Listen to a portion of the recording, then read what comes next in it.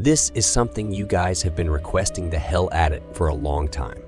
It took a lot of time, but I finally found 3 stories that take place during school lockdowns.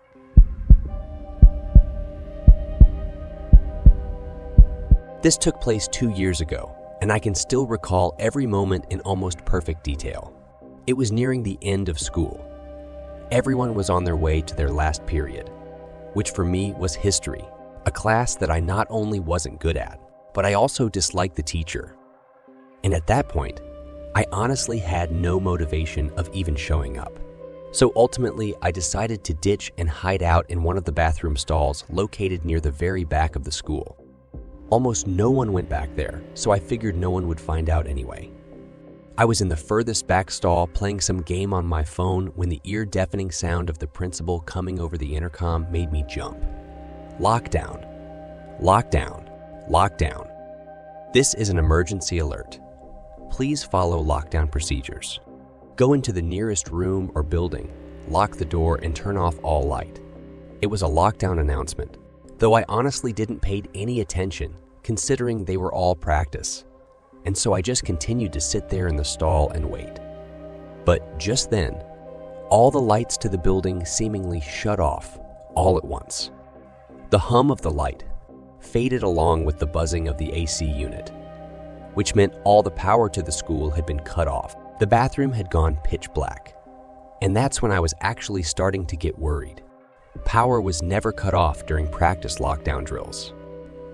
I texted my friend asking him what was going on, and literally right away he answered back with a text saying, "Dude, where are you? It's a real lockdown. Everyone's asking where you are." I told him I was in the bathroom and he responds saying I should hide. But where else could I go?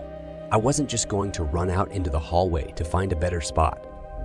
So ultimately, I decided to stay and hide in the stall I was in. I turned my phone's brightness down and texted my friend again. I asked him what the reason was for the lockdown, and after 5 long minutes of waiting, he replied saying that apparently there was a kid armed with a knife banging on classroom doors and asking to be let in. Both my classroom and the bathroom I was in were on the same floor, so I turned off my phone and tried my best to see if I could hear anything. There were running footsteps, and that was shortly followed by the sound of the bathroom door opening. I was absolutely horrified at what I was hearing. Whoever entered walked towards the stall next to me, went inside, and shut the door. I held my breath for what seemed like forever. Then, to break the silence in a shaky voice, I said, "Who's in here?" It was silent for a second, and then I heard a voice reply with, "I'm just looking for a place to hide." I heard there was a lockdown over the speakers. That didn't really answer my question, but the guy sounded around my age, and so I decided I'd just let it go. We sat in silence for what seemed like forever. And finally, we got another announcement telling all students to exit the school in an orderly fashion through the front doors where cops would be waiting outside. I exited the stall, but was surprised to see the guy next to me didn't. I asked him if he was coming, and he replied saying, "Yeah, man, just give me a couple minutes." I thought that was weird, but regardless, I left the bathroom and started heading towards the front exit of the school. As I was walking, my phone went off. My friend had texted me. He said that apparently a kid who was maybe a couple years older than us tried to rob a nearby gas station at knife point. The guy actually stabbed a couple people, and when he was unsuccessful in getting any money, he ran to hide in our school to blend in as one of the students. But what horrified me the most was the last sentence. My friend said that the cops outside were saying that the kid was still inside, and that he was hiding somewhere in the back of the school. Reading this changed my walk to the front doors into a full-on sprint. Right as I got outside, I would frantically inform one of the police officers of what I had experienced. And after they searched the bathroom, they found it was empty, but that the window inside was broken. The kid had broken and escaped through the window. Needless to say, for the next few school days, I've gotten a lot of unwanted attention because of what I had experienced. As far as I know, the kid still hasn't been caught, And it's still just difficult for me to come to terms with the fact that I was unknowingly hiding in the stall, right next to the guy I was trying to hide from.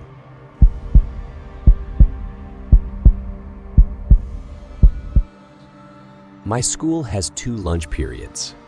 First lunch period is for all 6th graders and some 7th graders. The second lunch period is for the other half of the 7th graders and all 8th graders. The lockdown happened in the beginning of October. The day the lockdown occurred, it was overcast and rainy. During the first lunch period, I heard 4 loud booms. I personally thought it was thunder, but the entire lunch crowd started screaming.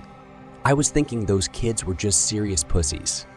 But the campus security came in and started yelling at people to go into the multi-purpose room, and the kids who were in line buying lunch had to throw out their lunch and come inside. Me and some friends went inside the room along with a huge group of other kids. Everyone was curious as to what was happening. Our multi-purpose room is huge, and the back wall of the room is made of see-through glass. When me and my friends were rushed inside, the campus security was covering the glass with the curtains, and there were adults at every exit. My friend Eric was curious as well as the rest of us, so he asked one of the adults what was going on. When he came back, he said, "You know how right in front of Tim's, there's those houses?" I replied, "Yeah. There's this mentally disabled crazy man that barricaded himself in front of his house, and he's threatening to commit suicide and kill the cops if he's evicted. He was walking around outside of school watching kids in a weird way," Eric told us. It turned out the man was also a registered offender. Making matters worse, we were stuck in the multi-purpose room for a whole hour, taking up 2 periods. After the whole thing was settled, we were escorted to our classrooms, one by one. I later found out that the man lives next to my friend Brandy, who told me about the previous Halloween when she saw the same man at his window, cutting his arm and writing in his own blood, "Don't come here or I'll you on his window." Of course, being Halloween people, including Brandy, assumed it was just for the holiday. But after this horrific incident, we knew this man was mental, and we're glad he never got near us.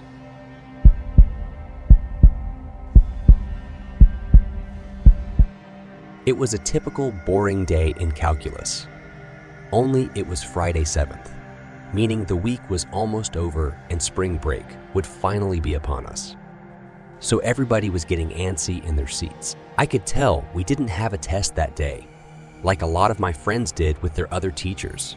So our teacher in the middle of class just decided to start playing games with us on Sporklecom. He was a very laid-back teacher like that as we were doing some brand logo quiz on Sporkle. I remember the exact moment it happened right after my friend answered a question. I remember the exact answer to Adidas. The dean's voice came through the loudspeaker. He sounded panicked and frantic as he told all the teachers this was not a drill and to go into lockdown. I actually got the chills and I got goosebumps on my arms as our usually laid-back teacher, too, seemed panicked as he ran to turn off the lights and ushered us to the back corner of the room.